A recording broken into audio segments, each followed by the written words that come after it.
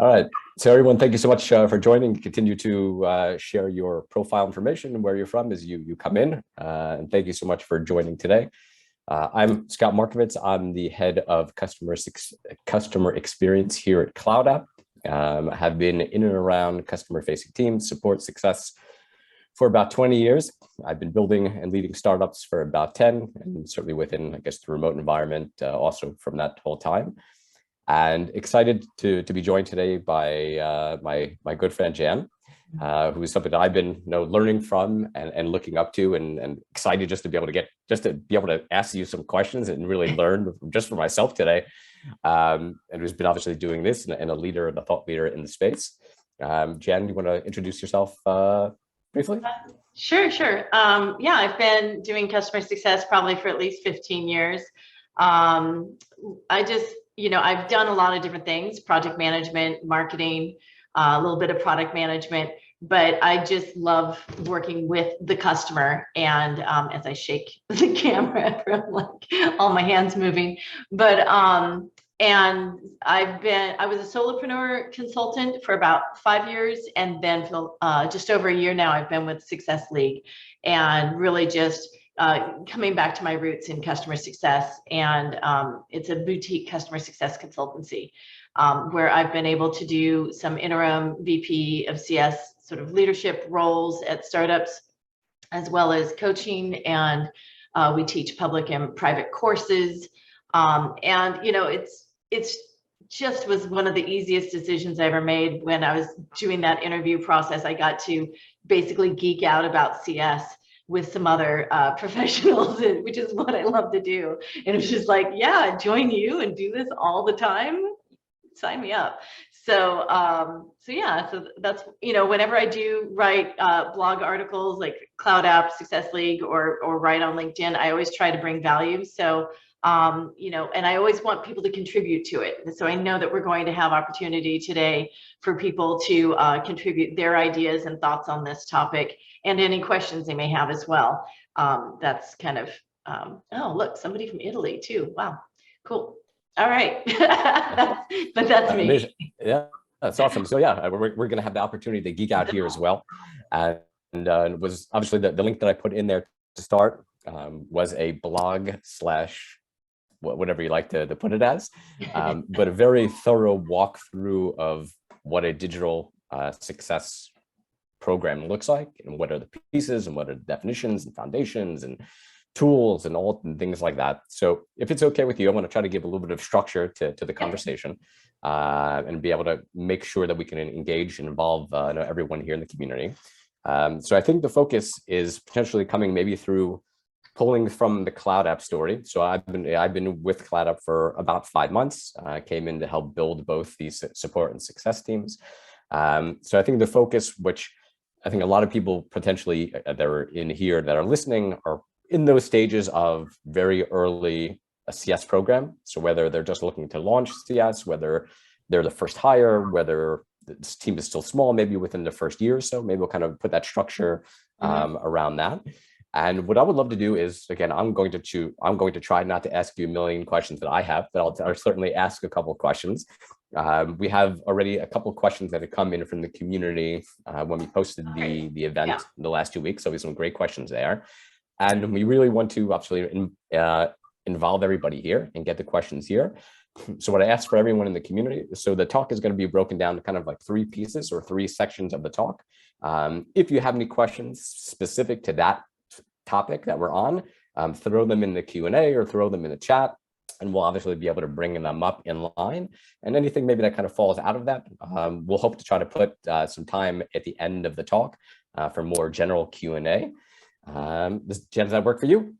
Yeah, that's great. I'm excited. Awesome. So I'm going to obviously start with the very easy and simple question of helping define exactly what is a digital success program, and what is it made out of? What does it look like? Because it encompasses potentially a lot of different things, from product to success and all different pieces. So maybe let's start with the easy question first. Sure, sure. Well, and I think that's something that can be confusing. I think out in the CS community, people refer to it as tech touch, or they'll refer to it as scaled, and digital. And I guess what I would just try to put out there is that tech touch is definitely when you are really only intending for it to be technical and to not even have intervention from CSMs, right? I think that that's kind of the easiest way to speak to that. And that when you're talking about scaling and scaled digital, or excuse me, scaled CS programs, you can do scaled activities like come up with templates for your emails that are still being sent out individually and manually by your CSMs that can help you scale. So there are scaled activities that are not, well, technically email is digital, but SaaS is digital. So anyway, I just wouldn't call that a digital CS program. I think that when we're talking about a digital CS program, we're talking about now we have access to a tech stack for CS that is specific to CS now. It's starting to get built up, and a lot of tools are out there. And so that's what I think of as a digital CS program. And I also would say that a digital CS program can apply to high touch CSMs as well as low touch CSMs, and the structure of your team and what you're doing with your customers can benefit from that. In that you are still pulling data to better understand your customers. You're still coming up with customer journeys and tasks for the CSMs. In CS tool platforms. You're still using video platforms to use those in productive ways so that you're not repeating the same set of, in the same way that you can use macros in Zendesk so that you don't have to repeat the same phrases. You can use video now and show people how to do certain, activities in terms of adopting or onboarding, in your platform, helping your customers in that way so that it doesn't take another 15-minute meeting or half-hour meeting of your CSM or whoever's doing your onboarding, whether that's a CSM or an onboarding manager, right? And so there's just ways in which we can use this tech stack to be more efficient. And frankly, we have to, I mean, whether you have a downturn in the market or if you're doing wildly successful, throwing more people at a problem is rarely the answer. Maybe just initially, but after that, you've got to figure out a way to scale your program and probably add digital tools to it. Yeah, absolutely love it. I love the note about using video. I guess working at CloudApp, it's something that I've done obviously with my team. I've been doing remote for 10.5 years, very passionate about it. I know that async is the future. So even with our team, we're heavily investing in moving even towards engagement within using video and an async model, even with those high touch and doing some of those more personalized things. But again, I don't want to bog down on my scenarios all day long. Maybe diving in again, I included the link to the article there. And one of we'll kind of dive into the first section being around like the definitions and the structure of a digital success program. And some of the things that you mentioned in there, like customer journey, and segmentation and staffing and things like that. So kind of maybe jumping in right away. Sure. I love to start maybe with segmentation and kind of know maybe coming through a use case, if that's okay. And again, maybe we're going to bring a CloudApp use case here, and then maybe I'll dive in there. So one of the first, probably, if maybe not the first step in I think in creating this program is around segmentation, right? So creating some type of criteria for having we'll call it like a high touch, so having like maybe a proper CSM, and then low touch, so maybe having not a CSM or maybe a little bit more automated. So my first question is like, what should this segmentation be focused on? Is it as simple as ARR? Is it accounts? Is it size of the company? Are there different pieces that you come into that? Coming from my experience when I joined CloudApp, we've been in business for a number of years. We have quite a few enterprise accounts and all different kind of ranges of ARR. So when looking at it, especially building from scratch, you're saying, okay, well, we have to start somewhere, right? We have this like a huge number of accounts. but we can't cover everybody. So what do you think is the best way to create that segmentation? Again, is it something specific? Maybe does it differ on the company? Let's go from there. Sure. And let me also just clarify the difference between customer-based segmentation and maybe campaign segmentation. Because Sure. if you're doing a campaign, where you want to send a certain message out to certain, segment of customers, you are going to segment your customers for that sort of campaign message, right? But what I'm talking about is customer-based segmentation. And when you're talking about customer-based segmentation, if you're a very early stage startup, like I was coaching someone where they really were just at the beginning stages of getting their customers together. They didn't really know what their customer-based segmentation would be yet. But when you do know, when you start to get a more of a larger customer base, then there's two things you kind of want to do out of this. One is you're creating customer journeys based upon these customer segments, and also you're thinking about how you're going to deliver that customer journey. And so oftentimes what folks will do, because what's important to you as a company is you can't lose money on delivering the customer journey to folks, right? You've got to stay in business. So that's how they often think about, companies often think about like, higher ARR or, big logos or something like that versus lower ARR. I can't afford to spend that much time with you, but you do need this customer journey. So that's where a lot of that, happens, but that serves the company. And so what happens is companies often will stop there. And I would suggest that you need to take a step further and ask another question, which is, what is that use case, or what are their goals? What are they trying to do with your product? And how might that be different? Sometimes that's industry verticals use your product differently. Sometimes even personas can be segments, because they will be, how you work with people in sales versus CS for your product. It would just be completely different. It could be sold in differently, whatever. What I've done with past customers is there was one that really was company size. It wasn't the ARR that was coming in, but it was company size. If they were enterprise companies, they were using the product, it was fintech product, using it very differently than if they were mom and pop size, only a small number of people in the finance department, what they needed, what reports they ran, how much time and what their journey was different, right? If you take a look at, say, there was a veterinary SaaS product for veterinary offices, what that was is literally their familiarity with tech. If they were coming from another tech solution, they had different expectations, that you sold into them differently, you onboarded them differently, they adopted differently, they churned differently. That gives you a real big clue. When they didn't have familiarity with tech, when they were still expecting people to fax them, that whole process, how you sold into them, onboarded them, how they adopted, how they churned, everything was different based upon that differentiation. That's your big clue as to how you might want to segment differently. You may deliver to them in the same way or completely differently. Or even within a segment, you might have people with the same journey, but there are some that are delivering a lot of ARR and there are others that are not. And so you're going to give them more of a digital journey until they come up in the ARR or something, if they don't have a big logo and you're not trying to grow that particular customer, which often takes more of a human's touch, right? But all that said, like, those are your clues. And when you work out kind of what those segments are, then if you have one journey, two journeys, three journeys. If you have more than three journeys, you're really getting specialized and customized, and that's hard to scale. So you try to limit it to at least 3 journeys at most.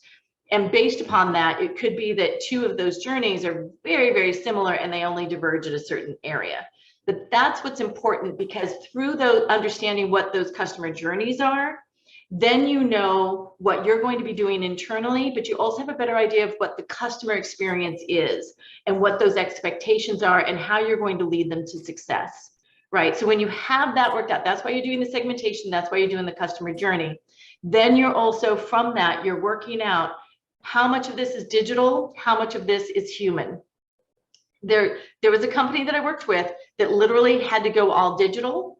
and it was only human interventions at points where they were coming off of being, if they weren't being successful, or if you were going to expand and work with them to expand the product and how you were going to upsell with them, right? So that's what I would suggest, how you want to approach both that segmentation and then thinking through the customer journey. From that, you know what sort of moments of truth or key events that, and you can start to identify what kinds of behavior you want to see them doing in what sort of time periods to that identifies them as successful customers or less successful customers.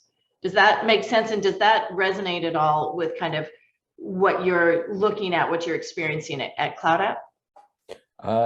It definitely does. I think our segmentation originally was more around ARR, and then we have the desire in the future to kind of build out more towards specific roles, because we know within each company there's certain teams that are using the product, and each of those teams uses it differently.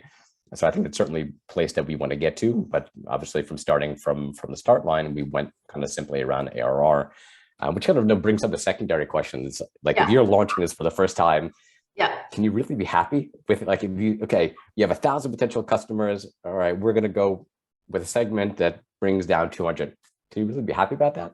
Because I always question myself still, like, are we handling too many accounts? Are we handling not enough accounts? Are we doing like the right thing? So is there a way you think just, okay, when you set up your segmentation, especially launching a program like this, just to be happy to say, okay, yes, this is the right program? Or like in most things, it's okay, launch it and iterate and continue iterating. Right.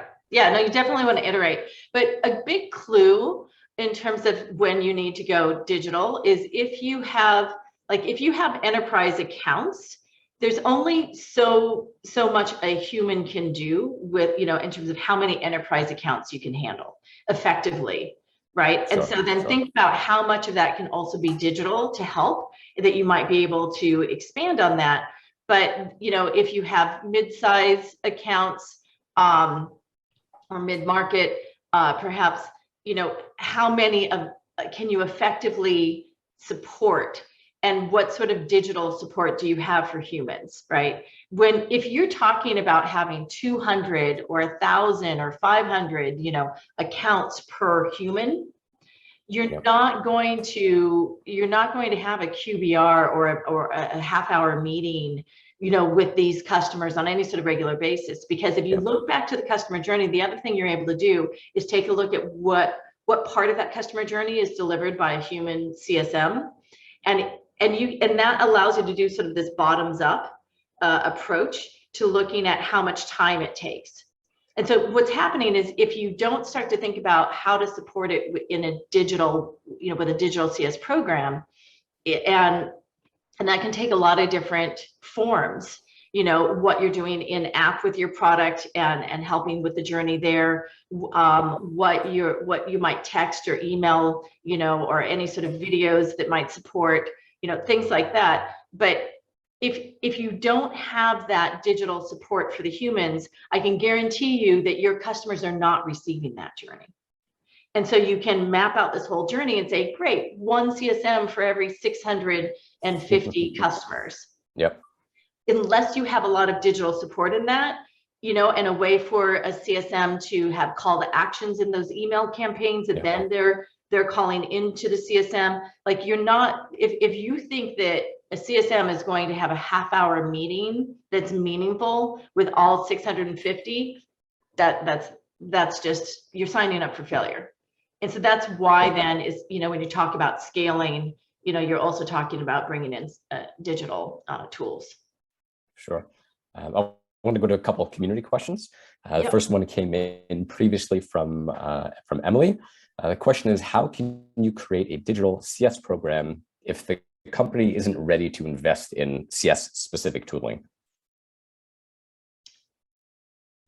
If you're not going to use digital tools, I'm not sure if you really do have a digital program, right? I mean, there are things you can do to scale where you can use templates and things like that. But I think too, then you also need to set expectations with your leadership and let them know, like, this is what humans can do.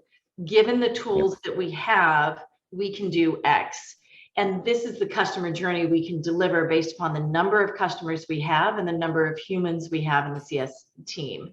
And then certainly maximize everything you can with, whatever templates you have, if there's any sort of marketing materials. But, if you don't have any, like if you don't really have data about how your customers are performing, then you're not going to have a meaningful customer health score either, right? Because you're going to have this gut feeling that somebody's green or yellow or red. And maybe when people are always angry at you, you put them in the red category. That might be accurate. But there's, we all know that when a customer is green, they can still churn. And why is that? It's because you don't have a meaningful customer health score that is really capturing, and there are tools out there that can do that. Even less expensive tools with, customer intelligence using AI and things like that. So, and you don't have to have a CS platform, but a CS platform, a CS tool, platform will allow you to organize your activities and be more efficient in a way that Salesforce does for sales. Salesforce can work pretty well for CS, except for it wasn't really built for CS, so you're always modifying it. It's not that you can't be done, it can, but it's not going to be as useful as a CS tool platform in terms of efficiencies. For sure. I think we'll dive into that and more in the tool section. There's a question that came in the chat from Pam. How do you think digital CS is different from customer education? Well, customer education is a part of a CS program. It's an integral part of CS program, and they can both use digital tools. So I see customer education as a very important function throughout all of the phases in a customer journey. And I think too, I saw something over in the chat where she was talking about needing to support the different journeys differently. Absolutely the case. And also the different phases. I think too, something I haven't mentioned yet is while there are different phases in the customer journey, there are also different cohorts in that in the first year of a customer journey, you're going to see different behavior than what you should see, say, in the second year for a customer and what journey they have. And so the second year cohort and what you're doing to educate them or get them back on track is going to be slightly different than in that first year. And there's a lot of other changes can happen to a team, different champions leaving and, or getting promoted and things like that change up kind of what you need to do. And that becomes more complex then in some ways it's easier in later cohorts, and sometimes it's more complex. Yeah. So there's another interesting question, and maybe I'll throw one of my questions in, interrelated to this segmentation and customer journey. That Jenny had mentioned that she's had trouble in the past with non-responsive digital customers. The majority of engagement is done through email, in-app, no specific community yet. But especially if you have a large segment and you don't have the ability to follow up with all the non-responsive groups, do you have any tips, or again, maybe push all those non-responsive more towards digital, even if they could be originally like in a high touch? Well, I mean, the non-responsive actually customers, sometimes it's just that they don't want to be bothered with by humans, and digital is the answer. But even if there's only so many times you can make phone calls and people aren't going to pick it up, or if you text them, or all the other tricks of the trade, call them from a different number. I think we've all done these different things, right? Have somebody else in the company who has a better relationship try to reach out, and introduce you, and get them to be, hey, I'm your buddy too.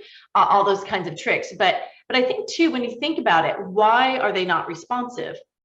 And if you think about it from that customer perspective and experience, what can you do for that? If how can you tell by looking at the data? I'm a big fan of looking at the data. Are they engaging in your platform and at all? Are they engaging in your content? Are they attending any webinars and one-to-many activities at all? How does that help indicate what they're getting value from, if they're getting value, what they might be interested in. What potential do they have? Like, what ways are they not using your product that you want to help guide them towards? There are a lot of one-to-many ways, whether it's in the app or via text or via email, that you can communicate these things. You can do tips, like, hey, many companies like yours have found success by using, this part of our tool to get this, productivity, or whatever the case may be.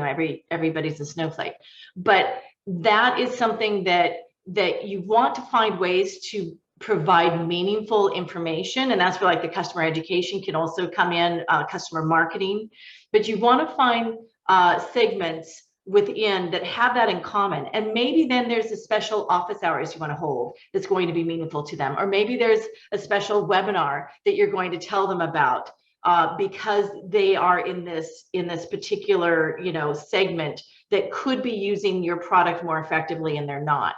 And what other ways can you communicate to them other than maybe they just don't have time for a half-hour meeting? That was another thing too. Like, I've worked with customers who literally, they were trying to get on the phone with people who that's what their jobs were. They were front desk people. You cannot get them, away for a meeting or away for a call, but they might in their own time watch a short video you send them or something like that. And there's still ways of communicating with these folks who otherwise are not communicating with you. So. Oh, that's fantastic. So I want to ask one more question in the section before we move on. There's just so much great stuff going on in the chat. I wish I could catch up with it all. This thing, I mean, we could be probably speaking for about a month and not even like cover half of it. So we apologize, everyone. We're trying to move through these things, but kind of pulling out what you just said, and especially around linking the customer journey and segmentation and not having more than 3 or too many segments. You have any tips around the criteria around, maybe a customer journey or segmentation? Or maybe for an example, like, let's use Slack, right? An expectation to customer journey in Slack is users use this tool every day. So they use it 5 days a week. So if you set, let's say 5 days a week, is that your healthy account? What happens about people that are using let's say 3 days a week? Is that truly an unhealthy category? Maybe again, if you have some thoughts on looking at what criteria would best fit, again, when you're trying to set up these customer journeys in the right segmentation. So you want to take a look at what's the impact of that, what's the outcome of it. If your customers are only using your product 3 days a week, when other people are using it 5 to 7 days a week, are they more likely to churn? If they are, then you want to show them how to get more value and how to use your product more often. If they're not as likely, if they're not more likely to churn and they're still getting value from your product, then how do you help them use it more efficiently and effectively if they only need to use it 3 days a week, right? And so that's what I would say is you want to ask those questions. And the other thing I just want to go back to briefly on the segmentation is when I'm talking about the customer-based segmentation, that's different than any sort of campaign segment that you might do. Correct. But yeah, like, why do you care if they're only using your product 3 days a week? Does that mean something? Maybe they just have they're a different persona and they're using it differently. In which case you might be able to help them, be more effective with it, with the 3 days that they use it. Awesome. So now moving on, we'll go to shift focus to the data. So for anyone, again, that left questions relating to the first one, I apologize that we didn't get through it. Maybe with the Q&A, again, maybe drop them in later. But again, I'm just people who might just want to share their wisdom here. for sure. So again, I'm going to go with the easy question to tee this off. But what data should we be focused on, right? You have all kinds of account related data and finance related in Salesforce or a billing tool, and you have usage data within a customer intelligence platform. You have so much stuff all over the place. When you're looking to launch that program, are there specific things to focus on, or again, every company is something different, something that's more priority, less priority? I'd love to hear your thoughts. I'd say that it's a little of each. Like there's some basics that you've got to have, right? What's happening financially with your customer? Do they pay their bills? Do you know who your customer is? Do you have all the contacts in your CRM? You know, like just some basics stuff, you know, do you,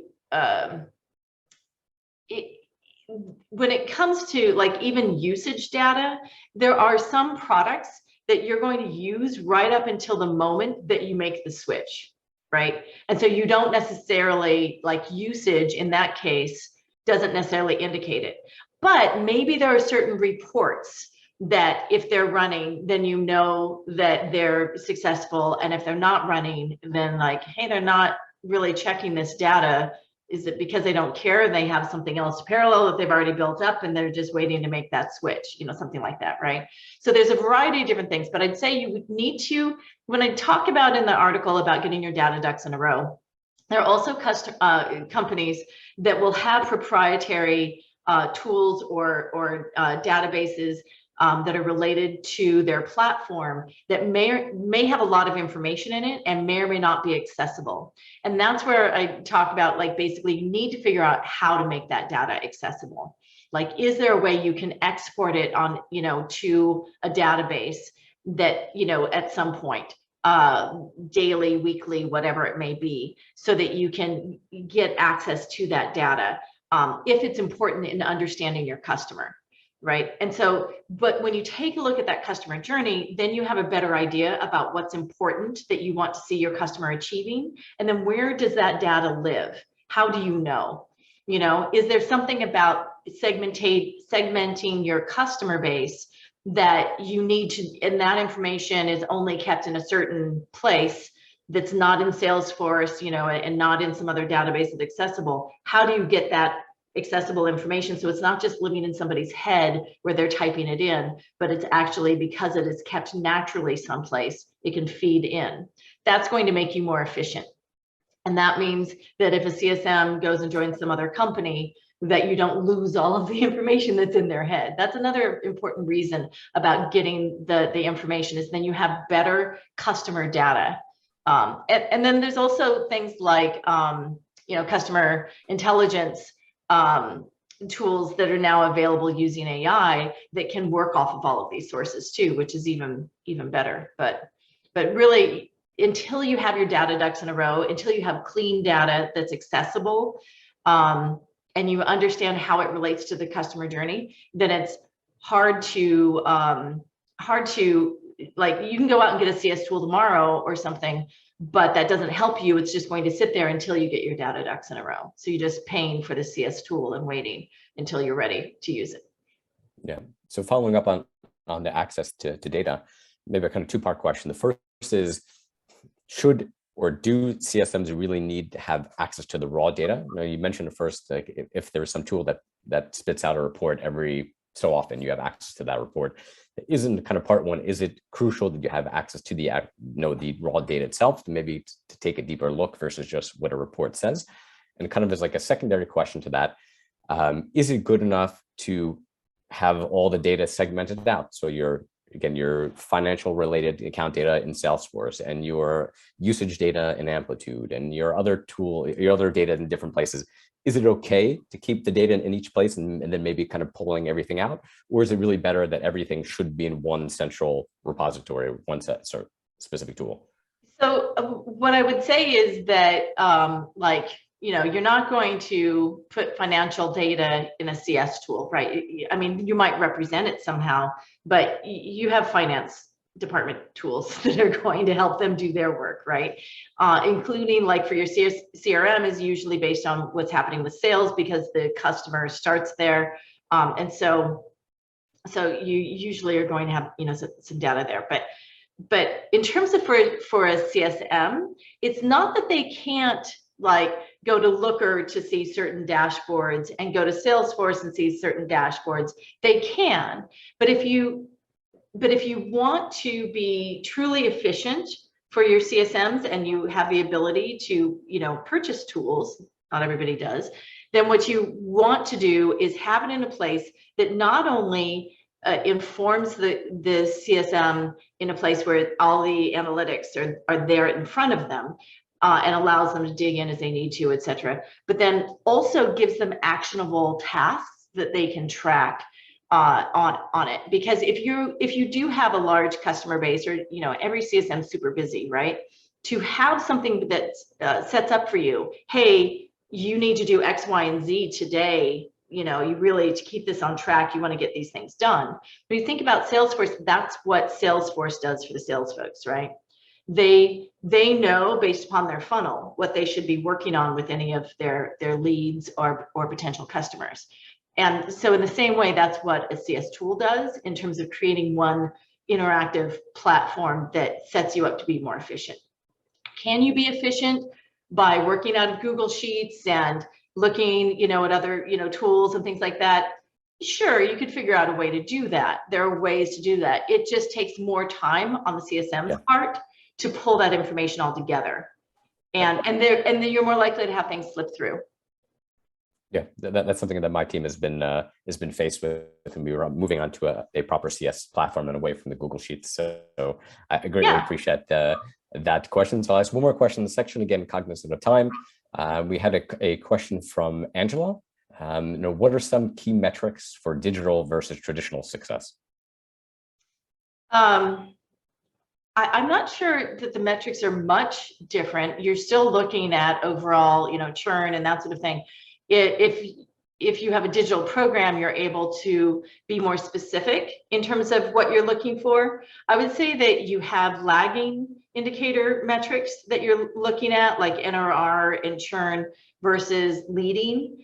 And that is depending upon what goals you have and the maturity of your CS program at any given time.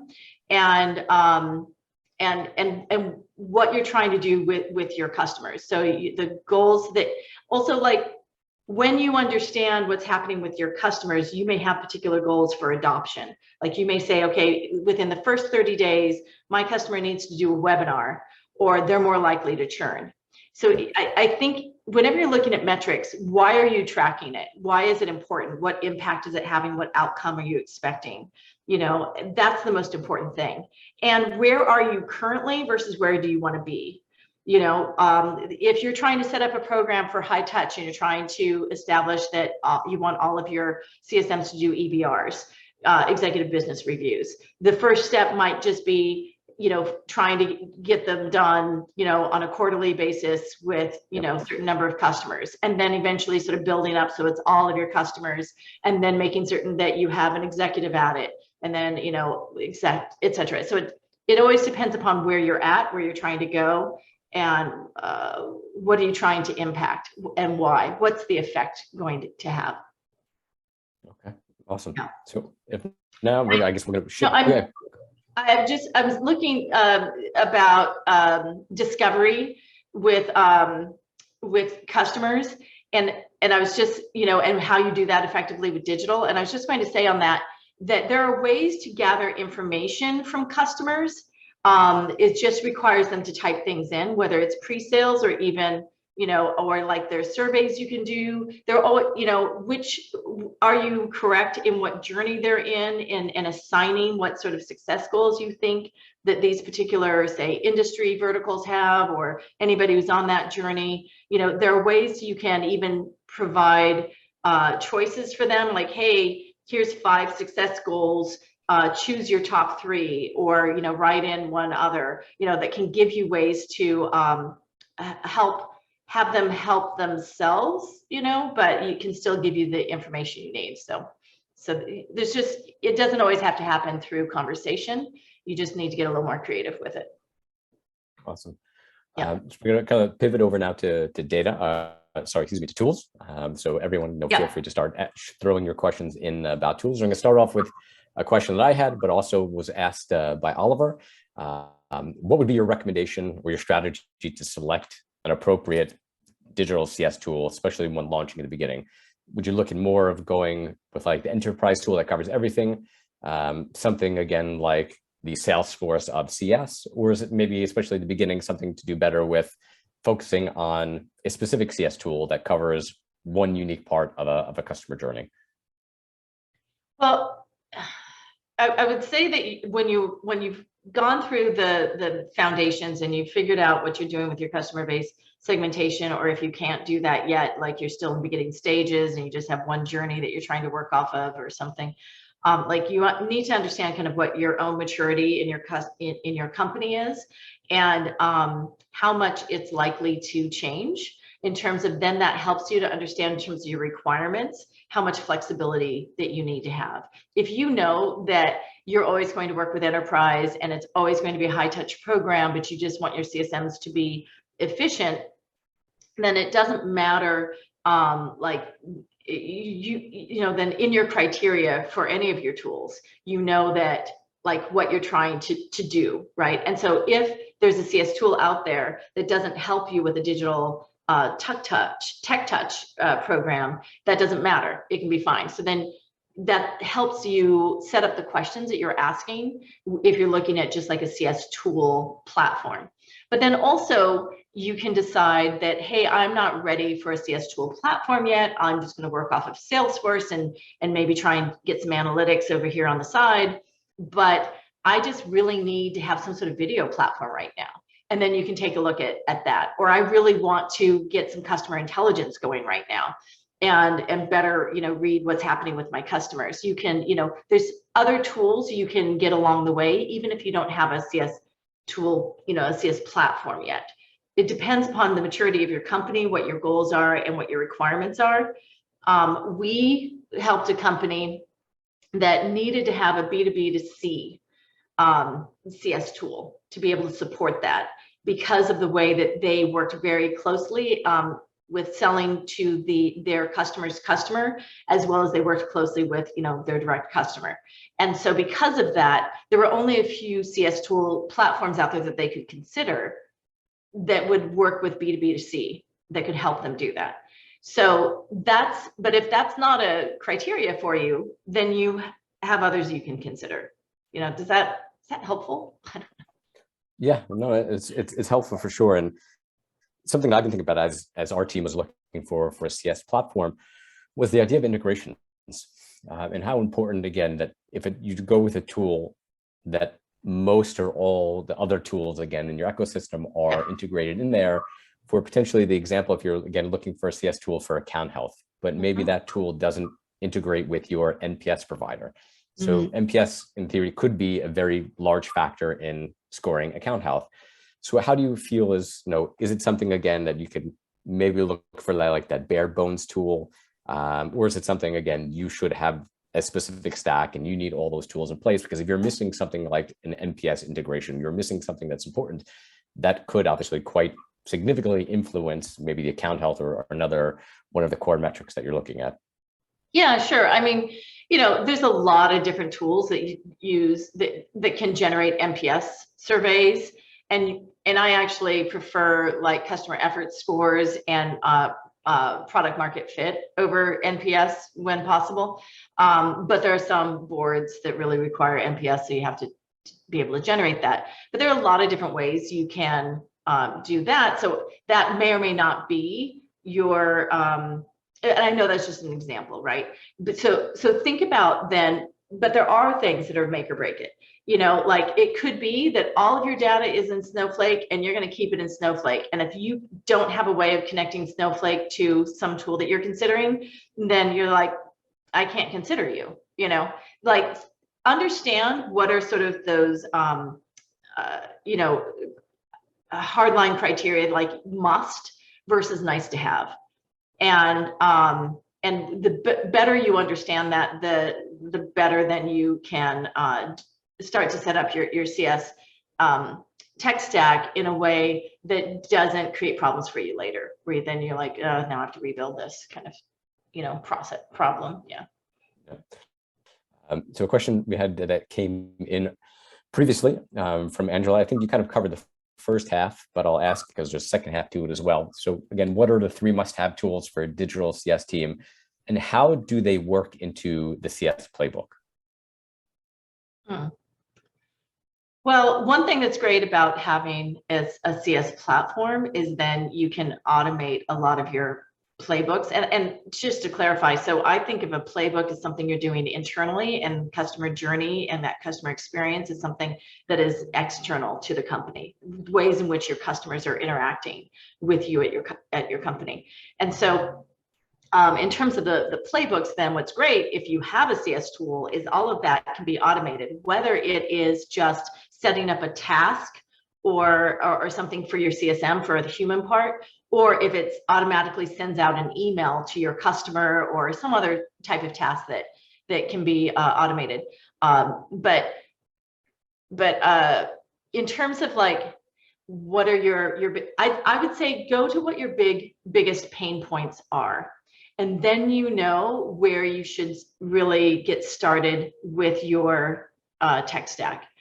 If you need a more efficient team, probably you want to look at a CS tool, as platform, CS platform. But if you are really just needing to create efficiencies around decreasing the number of calls, but finding a way to get information to customers, maybe what you need is video, or maybe you have customers that have so many touch points with your company that you don't truly understand what the sentiment is.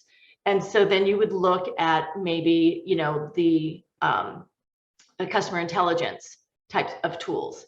It really can vary.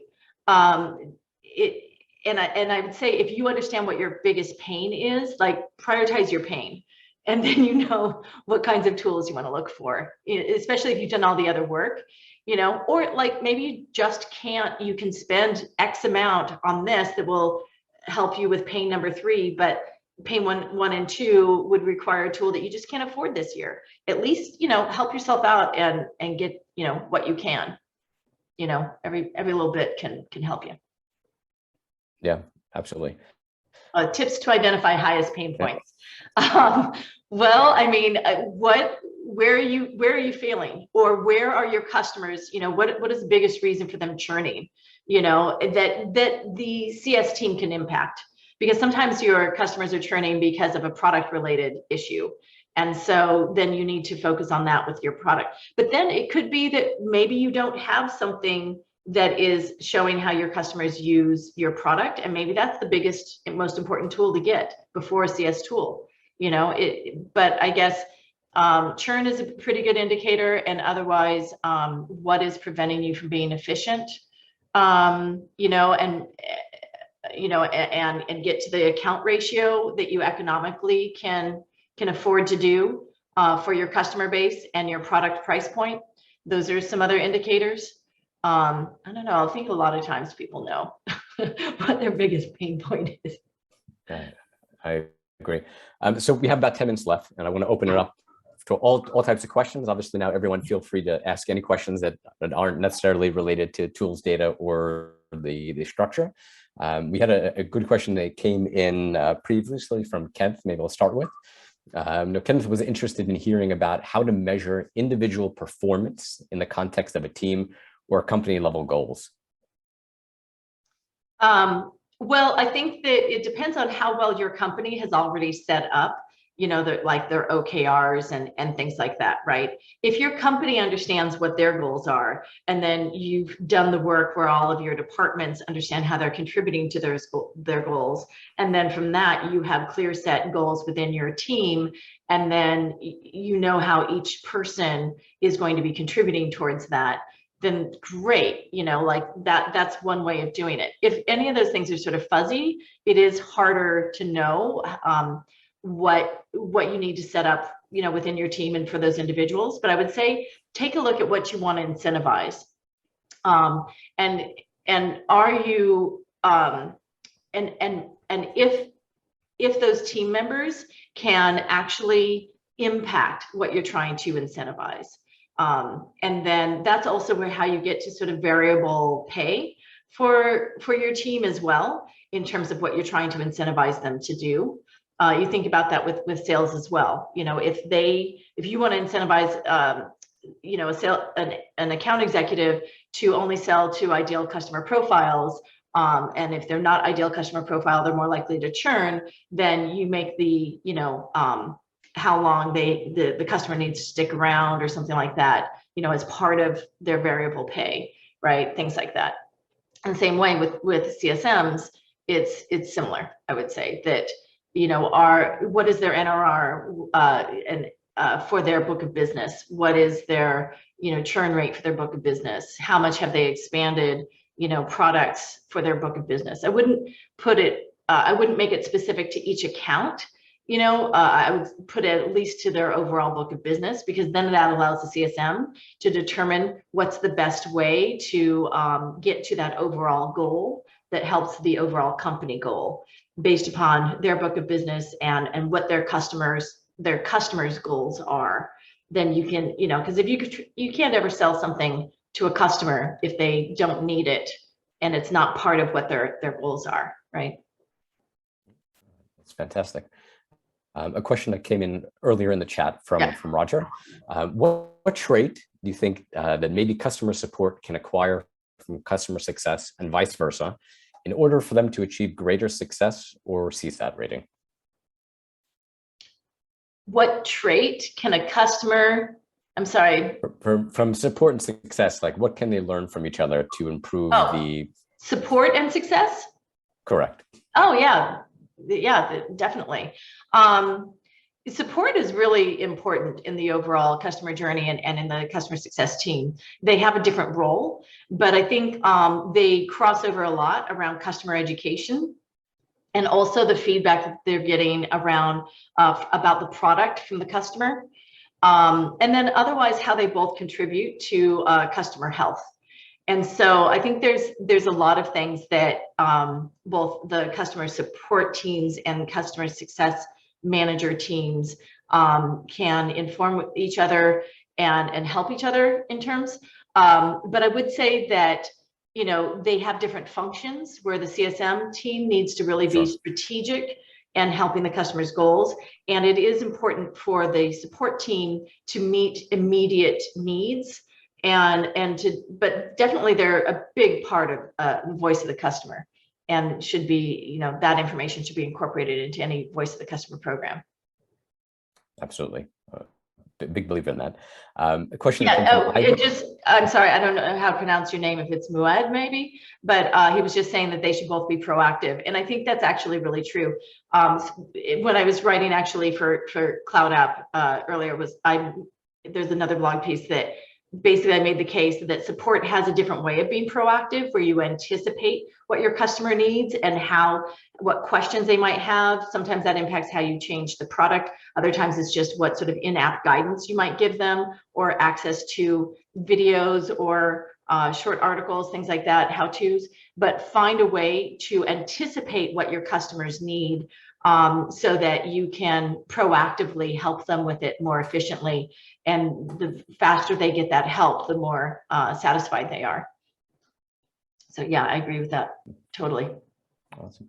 A question that came in earlier from Ivan. What would be the best way to handle a customer that does respond? So it's good that they're responding, but the response is very, very vague and they don't really provide very impactful feedback. Right.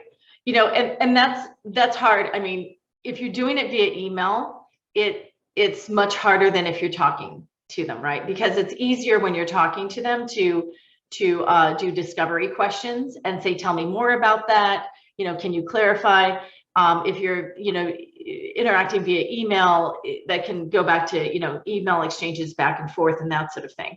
So, it depends. If you're trying to do this digitally, you might have them choose different areas, give them, whatever, pictures, numbers, a place to write, that helps them communicate what their mood is or what their issue is or something like that. If you're doing it via email, you want to think about those discovery questions, but in a way that they can write it efficiently to get that clarification, because as soon as I have to write like a long paragraph about something, it's like, I got other things to do. I can't respond to this, right? And so that's when you're like, okay, we can get on the phone maybe, but Zoom is basically phone these days, right? But anyway, so just think about, you just have to be a little more careful in how you prompt discovery questions via email to actually get the response that you need. That's what I'd say. So maybe I'll ask one more question. Again, that came in earlier from Corin. You love some tangible processes or maybe some ideas on how to decide on segmentation. So I know it was one of our first conversation points for non-traditional CS, so really more B2C. For example, we aren't working through traditional renewals. We are working more with individual investors, individual users. Yeah, and there's even some SaaS tech products that don't really have contracts and that sort of thing. So if you think about that, then you always need to keep them, like every day is potentially the end of the contract, right? So yes. But you need to think about it that way. So then you need to really pay attention to that data in terms of like, when might they decide to just drop and stop using your product altogether, and really understand what you need to do in the onboarding and adoption phases to keep them around. What sort of value they need to see at what time, in their journey, to make certain that they stay invested in wanting to interact with you. And then otherwise, you still want to put them in segments. You still want to understand who they are overall. If you are working with B2C, then that is by definition one-to-many, right? Unless you have like certain customers that, are going to give you, way more money than like others, then you might actually, you see that in the financial industry, where like there are billionaires and they get like their special person appointed to them at that bank, versus me. I never get anybody assigned to me at the bank. And so, you're still thinking about the segmentation. You're still thinking about what that value is to you. But there's also probably more things you might do with social media and getting them to do things virally and some things like that, and advocacy that is even more powerful when you're doing B2C. Absolutely fantastic. So I'm going to throw in a quick plug. Here at CloudApp, a number of weeks ago, we rolled out a fantastic newsletter specifically around customer success, each time with thought leaders like Jen sharing insights and thoughts and answers to questions like many of the ones that have come up. So I'm going to include a link. I'm posting the link here. Recommend everyone to take a look and to sign up again for some great ideas. We're also going to be pushing a lot of this kind of recordings through online. And also, if anyone is interested in how to use async communication within customer success and their internal teams, we have a free product. You can go to getcloudapp.com and download it. Again, my team is heavily using the product to move our own operations and engagement more towards an async method. So certainly check it out. And most fully, Jan, absolutely amazing. Again, I can sit here, I could ask you questions all day long. I've learned so much. Thank you so much for sharing all your thoughts and ideas and all the great stuff that you're putting out. And yeah, appreciate your time and everyone for joining today. Well, I really enjoyed talking to you today, and I want to copy down this chat, frankly. I'm really interested in everything that's out there. So thank you all for coming and contributing so much today. And no, this is awesome. I love CloudApp and love your product, love your people. So excited to be here. Thank you so much. Awesome. Thank you everybody for joining. All right. Thanks everybody. Take care.